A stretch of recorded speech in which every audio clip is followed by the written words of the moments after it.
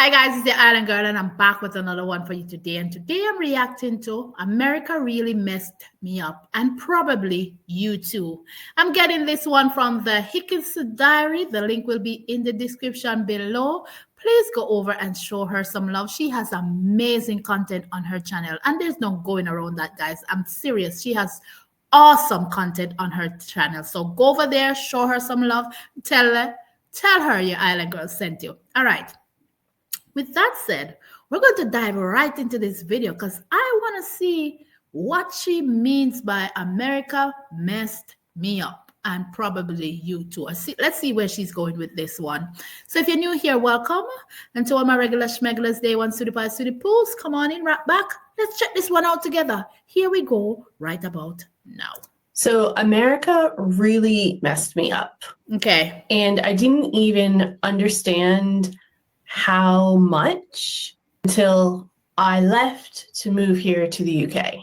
I didn't understand it until all of the hustle started to get really quiet, until the grind lost its grip on me, until I looked around and realized that not everybody lives the way we live in America. I was raised to believe that rest equates to laziness.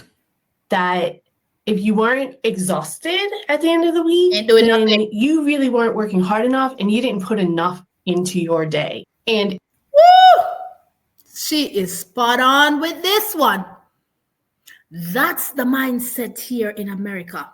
Like, enough is never enough. Like, it's like you got to keep going. Them extra hours, there's no stopping. And if you stop, you're lazy. It's like it doesn't matter how burnt out you are. If you pause for a moment, you're lazy. And it's sad that that's the mentality here. And I love that she said, listen, it's not until I move outside of the US that I realized that enough can be enough. There, I can pause for a moment and breathe and not think that I'm lazy. I can pause for a moment and say, you know what? I'm a bit tired. I can take 5 minutes for myself and not feel guilty. Oh my word. I didn't know where she was going with this, but she's riding on. And she's right. If you weren't hustling 24/7, yep, you didn't really deserve any peace of mind or any kind of relaxation. In America, we wear burnout like a badge. Like it's an honor to be so exhausted that you can barely think. Crazy. Clocking 60-hour work weeks and then calling it ambition is the norm. Yes. And we're bragging about being busy. And if we have nothing to do, if we have a couple hours where we're not being productive, we're somehow inferior or we're somehow less than the person next to us. Wow. Or we're going to not be able to achieve as much because we took that couple hours rest. Wow. She is spot on. That's the American mentality. It is. You have to, it's like you have to keep up with the Joneses, which is ridiculous. It's ridiculous. Like she said, it's like you pause for a moment and it's not accomplished. It's like, okay, you're inferior to the next person beside you. But you're burnt out, but you're tired, Sad. I really didn't realize how much I confused hyper independence with strength. I got it, or yes, or I'd be happy to, became reflex answers to the point where I wasn't even thinking about the answer. Someone asked me to do something and I would just yeah, okay. And I wouldn't even think about whether or not I really wanted to do it, whether I actually had time to do it, whether I was able to and had the tools or knowledge to actually complete this task or do this thing that somebody was asking me to do. And I even find it now in my work life that I'm in that conditioned mode to say yes when someone asks me to do something, even though I actually don't want to, or even though it's not something that I feel like I'm ready to tackle. Asking for help in America often feels like a failure, like you aren't good enough, or like your lack of knowledge means that you aren't the person for the job, or you're not the person for the relationship, or you don't know what you're doing. Wow. Asking for help here in America is a form of weakness. It's something that I notice here. And you're not supposed to be vulnerable. If you're vulnerable, you're weak. What kind of messed up mentality is that to teach? Because it's coming from a tender age. These kids are taught this way. And she is hitting all the nails on the head. Because you have to stop and think, like, because she stepped out of this element and inside of a new country, in the UK, she realized, look, I was like, it was like reflex. Yes, I can do it. Yes, da, without even thinking whether or not you have the time. Like she was saying, I'm capable of taking on that task. Huh? And it's engraving our kids to think this way and behave this way. And it's like work until you drop. Just keep going, even when you have enough, even when you can manage, even and like she said, it's not just about work. In your relationship, your friendship, it's like you always want more. It's like there's no stopping point. There's no end to enjoy what you have and be comfortable with who you are. And yeah. Also, being vulnerable is considered a weakness. I just said Boundaries is just this buzzword that you throw around to try to make someone feel better when they're having a bad day. Wow. More like a luxury for somebody who's already got it worked out and can afford to take that time or set those boundaries. Almost like it was a reward for hitting a certain milestone in your life. Then I'll be in the position where I can actually set boundaries, where I can actually say no every once in a while. I have to admit that I didn't even realize what enough actually looks like. I always thought I needed more money. I always thought I needed more time. I always thought I needed more in love. Because in America, enough is never enough. Never. Even if you are at a certain financial threshold, or you're at a certain emotional state, or your relationship is at a certain point, you're supposed to always want more. You're supposed to never really be satisfied with where you are. You're supposed to always want to find more, or achieve something new, achieve more titles, get more work done. It just leads to more pretending. It just leads to more stress, and it just leads to more anxiety and self-loathing. That's the American mentality, to be the overachievers in everything you do. From work to relationship to friendship, it's like you're always competing against somebody with yourself. This is stressful. This causes stress, and how can you relax when you don't know when to stop, when you don't know when to pause, when you don't see that enough, you have enough to relax a little? How? It is sad that's how it is, but she is right. And I think a lot of people need to hear this, because you don't really stop to think about this stuff until you hear somebody else say it, and then it clock in your head like, you know what? She's right. You know what? I need to pause for a moment. I need to take a breather. I need to change my whole thinking. But then you're surrounded by all these people who think the way you do, behave the way you do. And it can be hard. More than it does in anything else. I pretty much learned from a very early age, to perform at all costs, to smile through the chaos, answer, how are you, with, oh, busy, but what do you need? With a big smile, making sure you don't say no. And as if being overwhelmed and being exhausted made me important, as if silence was something to outrun. And when I moved, I thought I'd left it behind. But the anxiety and the reflex that I learned in America came with me.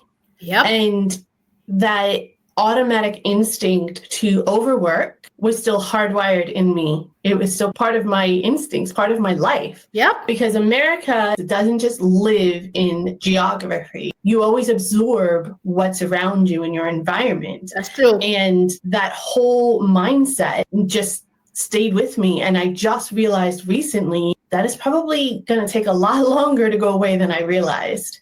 And it's much, much deeper than I ever thought it was. Man, it's going to take time. And you see, but the beauty about it is that she recognized it. She recognized it. She'd be like, because it's crazy. You get up and you smile through it. Even if you're having a bad day, you smile through it. Even if you're tired, you smile through it. Even you're out there, you put on this facade like everything is okay all the time. Whether you're out with burnout, whether it doesn't matter. Even if you're hurting, yes, this fake. This, oh, Mandy, you're hitting the nails on the head. And it's ingrained in you. It is. Jeez. So now I'm on a journey of unlearning all of that stuff that it took me 40 plus years of hardwire to learn and environment seeping into my brain. I have to accept that sitting in stillness is strength, that taking care of myself with rest is acceptable and I don't have to apologize for it. Yep. That I'm redefining what success actually means to me. And success should be personal. Yes. It shouldn't be the same for everybody. It shouldn't be a one size fits all. Everybody's success should be measured based on their personal values, their personal journey, and what they want to get out of their life. True. Because everybody's unique and different. Yes. I don't want my success to be measured by my output any longer. I don't want to focus on producing in order to be measured by success. I don't want to have my success or my legacy in life be I checked a bunch of boxes off of someone else's list. Perfecto. She couldn't have said that better. Everybody is unique in their own way. Everybody is different in own way. I don't want my success to be measured up because you say I have success, because I have to measure up beside somebody else in order to say, okay, yes, my goals, my ambition, or what I need in life has to be measured up with somebody else, and somebody else to tick it off and say, okay, yes, you measure up, so now yours. No. Oh my word. It all boils down to me at the end of the day, what I see success look like, and not measuring up to Jane Doe or to Harry or to Sam or to Jane or to whosoever beside me. I want it to be about how I feel about my life. I want it to be about what I want out of life, what makes me happy and what gives me joy and value. Yes. It's really eye-opening to realize how much of survival mode I really was in from day to day, and how surviving was enough for me. I don't want that anymore. I want living to be my goal. I want as much out of my life as I possibly can get that brings me value. Yep. And I realize I do have to work. Sometimes I'm going to be stressed. Sometimes I have to put in a little extra time to get a little extra rest time later. Or sometimes I'm going to have to say yes to something I don't really want to in order to get to the end goal. That's called life. But living isn't about surviving. Living isn't about dealing with just the bare minimum. And living is not about hustle and bustle. So if America messed you up too, I want you to know, especially if you're just coming to this realization as I am, that it's not your fault. Yep. It's the water we swam in when we lived there. And some of you are still swimming in it and trying to figure out your way from there. It's the story that we were sold from a very young age. That's what I said. The good news is, as I'm realizing, is that you can rewrite your story and you don't have to move across the pond to do it. Yes. And if you want to rewrite your story, it's going to take time. It's going to take work. It's going to take a few missteps, but you can do it and you can start right now. And this is page 1.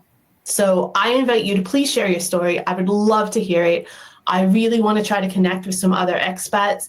I would love to have a portion of this community to be support group for those that are living here and didn't realize how difficult it really is to live in America, but also for fellow Americans, whether you're in the UK, whether you're in America still or somewhere else, and you're trying to unravel this entire stress ball inside of you like I am. If there's anything I can do to help, please let me know. I'll do everything I can to help you. And I hope that wherever you are in this journey, that you realize that you are not alone and that everything will eventually be okay. Yes. As soon as you can sort through this ball of yarn that's all raveled up. As soon as you can get to the core, you're going to be okay. So let's get to the core together. Thank you for listening. Stay safe, and I'll see you next time. Wow.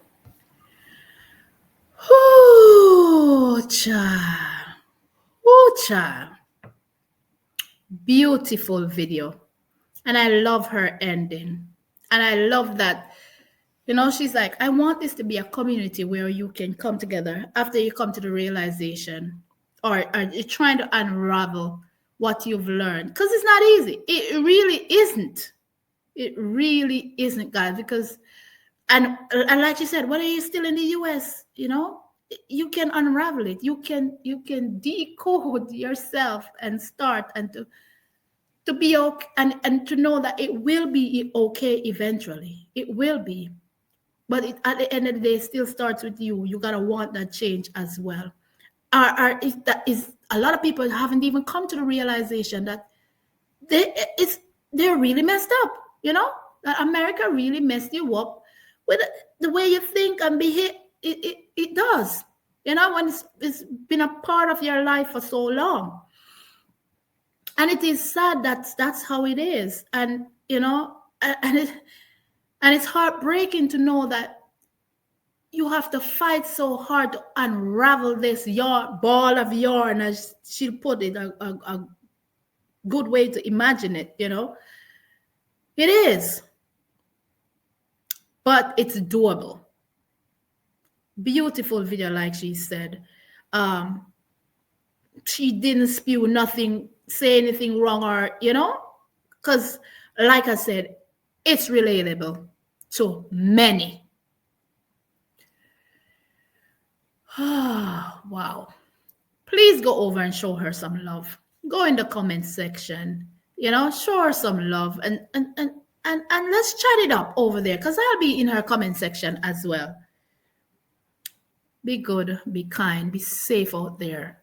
Love you guys, and I'll definitely catch you guys in another video. Let me know your thoughts on this one in the comment section, because listen, it doesn't matter where in life you are and how old you are. Believe me, you can start over, be a renewed you, finding yourself and being happy with yourself and that space that you're in and the mindset that, you know, yeah, I'm going to leave it at that. It's the Island Girl, and I'm running out of here. Love you guys, and I'll definitely catch you guys in another video. Bye.